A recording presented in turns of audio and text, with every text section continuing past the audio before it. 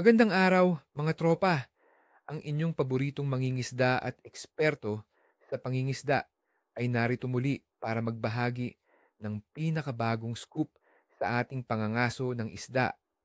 Kumusta ang linggo ninyo? Sana naman ay napapasyalan nyo na ang inyong mga fishing spots. Ngayong araw, ang ating pinagtutuunan ay ang ikawalo ng Nobyembre, 2025.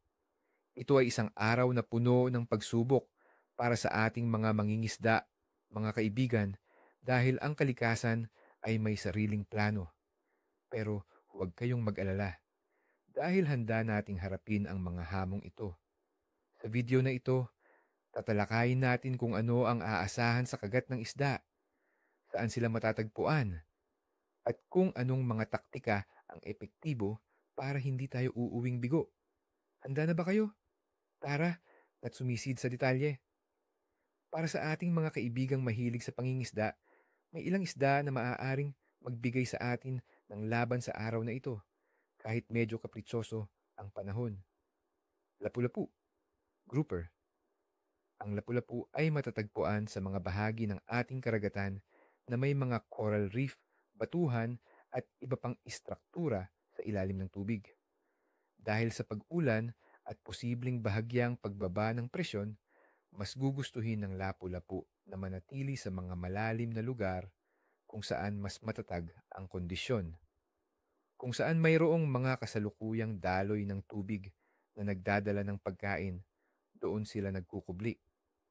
Para sa gamit, isang matibay na bottom fishing setup ang kailangan. Gumamit ng mabibigat na sinker para manatili ang inyong pain sa ilalim.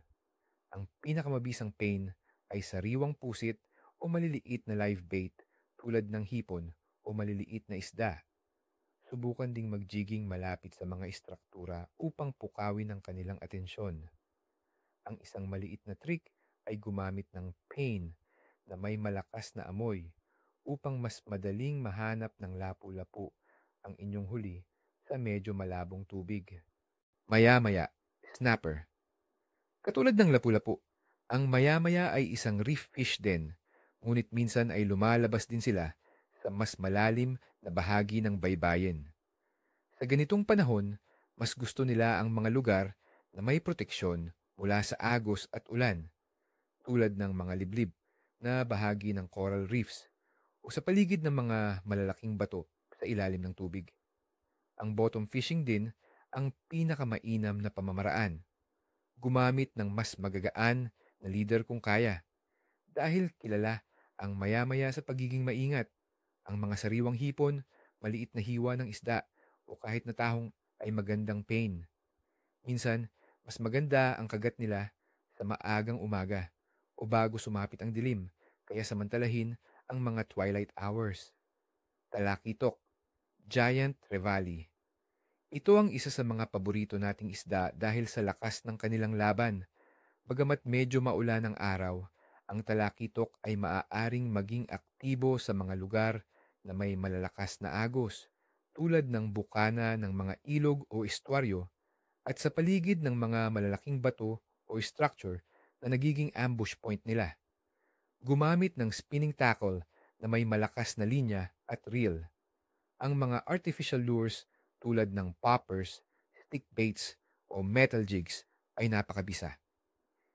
Ihagis ang inyong pain malapit sa mga istruktura at i-retrieve ito ng mabilis at agresibo. Kung mayroong mga bait fish na nagkakagulo sa ibabaw, doon kayo mag-focus dahil posibleng nandoon ang talakitok na nangangaso. Ang isa pang munting sikreto ay gumamit ng mas matingkad na kulay ng lures kung medyo malabo ang tubig. Ngayon mga kaibigan, alamin natin ang bakit sa likod ng ating forecast. Panahon. Para sa ikawalo ng Nobyembre, 2025, ang Pilipinas ay makakaranas ng temperatura mula 26 hanggang 31 degrees Celsius. May posibilidad ng bahagyang pag-ulan sa araw na may 35% tsansa at magiging maulap sa gabi na may 20% tsansa ng ulan. Ang halumigmig ay nasa 81%. Sa ganitong mga kondisyon, ang isda ay maaaring maging mas pasibo. Ang bahagyang pag-ulan ay maaaring magpapalabnaw sa tubig sa ibabaw na nagtutulak sa kanila na manatili sa mas malalim na bahagi. Ang presyo ng hangin ay hindi inaasahang tataas at ang mababang o matatag na presyon ay kadalasang nagpapababa ng aktibidad ng isda. Temperatura ng tubig. Ang temperatura ng tubig sa ating karagatan ay mananatiling mainit, nasa pagitan ng 27 hanggang 30 degrees Celsius. Ang mainit na tubig ay karaniwang nangangahulugan ng aktibong isda, ngunit kapag sinabayan ng hindi ka nais-nais na presyon at pag-ulan, maaaring hindi ito sapat para maging agresibo sila sa kagat. Fase ng buwan. Ngayong ikawalo ng Nobyembre, 2025, tayo ay nasa waning gibbous phase ng buwan. Ang pag-iilaw ng buwan ay nasa humigit kumulang 85% hanggang 72.58% at unti-unting lumiliit. Ito ay 2 araw pagkatapos ng kabilugan ng buwan. Sa paniniwala ng marami sa atin, ang waning moon pagkatapos ng full moon ay kadalasang nagdudulot ng mabagal na kagat, lalo na sa umaga. Ang mataas na pag-iilaw ay maaaring gawing mas aktibo ang isda sa gabi na nagpapababa ng kanilang gana sa araw. Pangkalahatang aktibidad ng isda. Base sa pinagsamasamang datos ng panahon at solar theory, ang pangkalahatang aktibidad ng isda sa ikawalo ng Nobyembre 2025 ay masasabing mahina inisis or kaunti enisawi. Ang patuloy na mainit na temperatura ng tubig ay nakakatulong, ngunit ang posibleng mababang presyon, ang light rain at ang waning gibbous moon ay nagsasama-sama upang gawing kapritsoso ang mga isda. Tandaan din mga kaibigan na mayroong fishing ban sa Hilagang Palawan para sa galunggong na nagsimula noong unang araw ng Nobyembre at magtatapos sa 31 araw ng Enero para protektahan sila sa panahon ng kanilang pangingitlog. Kaya't kailangan natin ng tiyaga at tamang diskarte. Kaya naman mga tropa, huwag mawalan ng pag-asa. Kahit mahina ang kagat, may paraan pa rin para tayo ay makahuli. Ang susi ay tiyaga, tamang lokasyon, at ang pinakamahalaga, ang pag-unawa sa kung paano kumikilos ang isda. Kaya naman, sa inyong paglabas, tandaan ang mga tips na ibinahagi ko.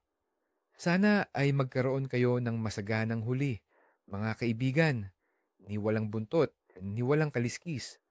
Huwag kalimutang mag-subscribe sa channel, mag-like sa video na ito, at mag-iwan ng inyong komento sa ibaba. Ano ang inyong karanasan sa pangingisda sa ganitong uri ng panahon? Mayroon ba kayong sariling munting sikreto na gusto ninyong ibahagi? Ikatuwa ko ang inyong mga kwento.